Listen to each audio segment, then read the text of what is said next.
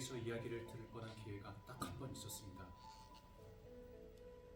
어느 날 받아쓴 내용을 전달하기 위해 선생님의 서재로 갔을 때 그 표현을 보고 나도 모르게 너무 감격해서 내가 얼마나 큰 감동을 받았는지 선생님에게 말하지 않을 수 없었습니다.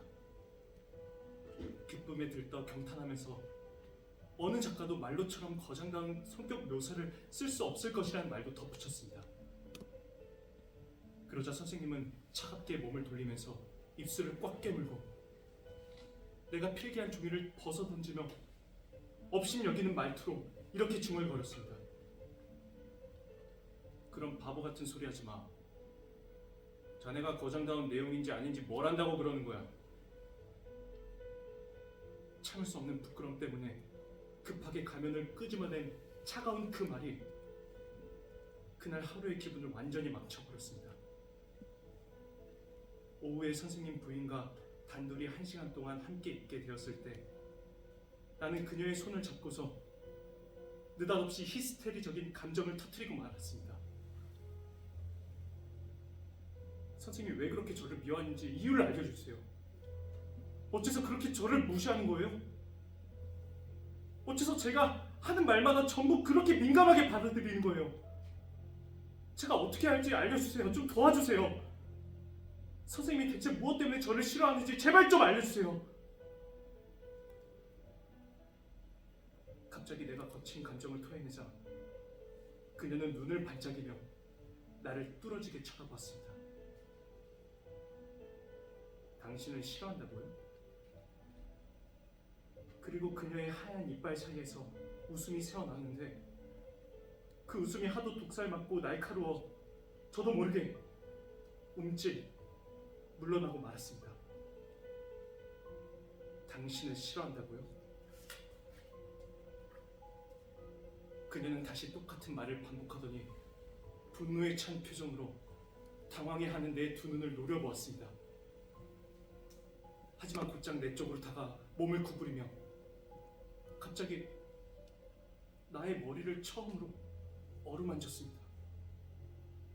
당신 정말 어린아이군요. 아무것도 눈치채지 못하고 보지도 못하고 알지도 못하는 바보 같은 어린아이네요. 하지만 그게 더 낫겠어요. 그렇지 않으면 당신이 더 불안해할 테니까. 그러고는 단번에 몸을 돌려버렸습니다. 나는 마음을 진정시켜 보려고 했지만 허사였죠. 날 수 없는 불안한 악몽의 검은 자루에 꽁꽁 묶인 것처럼 나는 규명하기 위해 비밀로 가득한 감정의 혼란에서 깨어나기 위해 발버둥 쳤습니다.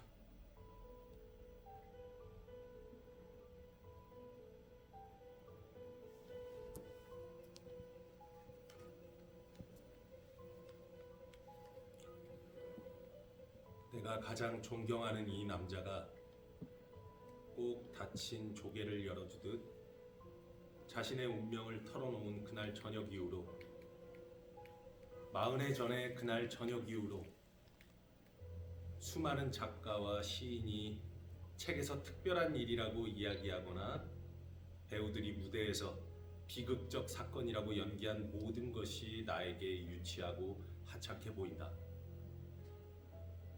마음속 지하실이나 깊은 동굴이나 하수도에서는 열정이라는 진정한 야수가 위험한 맹수가 인광을 뿜으며 돌아다니고 온갖 기괴한 형태로 뒤얽혀 은밀히 짝짓기를 하거나 서로 갈기갈기 찢는데도 작가나 시인은 감각이 숨김없이 법칙대로 작동하는 인생의 환한 껍데기만 그려내고 있으니 이는 안이해서일까?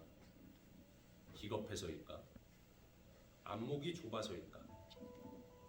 악마 같은 충동이 내뱉는 뜨겁고 사나운 숨결이 들끓는 피가 내뿜는 비린내가 무서워서일까? 두 손이 너무나 고운 손이 인류의 골문 상처에 더럽혀지는 것이 두려워서일까? 아니면 시인들의 눈길은 은은한 빛에 길들어 미끄럽고 이처럼 위험하고 썩어 문드러진 계단 아래를 내려다보지 못하는 것일까? 하지만 지혜로운 사람은 누구나 알다시피 은밀한 일에서 느끼는 쾌감만큼 짜릿한 쾌감도, 위험한 일의 싸늘이 감도는 공포만큼 무섭고 오싹한 공포도, 부끄러워 드러낼 수 없는 고통만큼 성스러운 고통도 없는 법이다. 그런데 여기 한 인간이 완전히 벌거벗고 자신을 나에게 드러냈다. 여기 한 인간이 자신의 가슴속을 찢어 발겨 박살나고 중독되고 불에 대고 골마 터진 심장을 내보이기를 갈망했다. 몇 년이고 억눌러온 이러한 고백에서 사나운 쾌락이 스스로를 헛되게 꾸짖는 모습은 채찍질 보행자를 연상시켰다. 평생 부끄러워하며 고개를 숙인 채 속내를 감추고 지낸 사람만이 이처럼 도취에 휩싸여 그토록 가차없는 고백을 감행할 수 있으리라. 여기 한 인간이 가슴속에서 인생을 한 조각 한 조각 떼어내고 있었다. 그 순간 어린 나는 인간 감정에 가늠할 수 없이 깊은 심연을 난생 처음 내려다보았다. 어둠 속의 이 목소리, 어둠 속의 이 목소리, 이 목소리가 내 가슴속 깊숙이 꿰뚫고 들어오는 것이 얼마나 뼈저리게 느껴졌던가.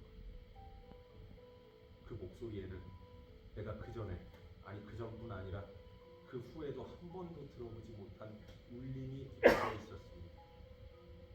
평범한 운명을 사는 사람은 결코 헤아릴 수 없는 심연에서 터져나오는 울림이었다. 백조는 죽을 때 단 한 번 목소리를 뒤높여 구슬피 노래할 수 있다는 전설에서처럼 그렇게 한 인간이 인생에 단 한 번 다른 인간에게 입을 연 뒤 영원히 입을 닫았다. 이토록 뜨겁게 토해져 이토록 불처럼 파고드는 목소리를 가슴속에 받아들이며 나는 고통스럽게 몸서리쳤다. 여자가 남자를 몸속에